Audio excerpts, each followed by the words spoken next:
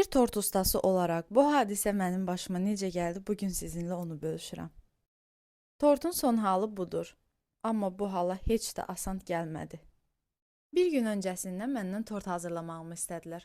Amma hər zaman istifadə etdiyim 26%li qaymaq evdə olmadığı üçün 33%li qaymaqla tortu hazırlamalı oldum. Axşam biskvitləri bişirdim və səhər başladım tortu kremləməyə.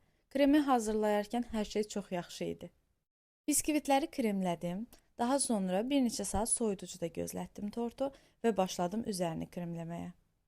Krem çox yumşalmışdı, hər tərəfdən tökülürdü və bu mənzərəni gördükcə mənim ağlamağım gəlirdi. Vaxta çox az qalmışdı və mən nə edəcəyimi bilmirdim. Daha sonra özümdə güc toplayıb mağazaya getdim. Yenidən krem düzəldib tortun üzərini örtdüm və bu hala gəldim. Tələsdiyim üçün dekor edərkən çəkə bilmədim. Başqa bir videoda bunu sizinlə bölüşərəm. İzlədiyiniz üçün hər birinizə təşəkkür edirəm. Hələlik.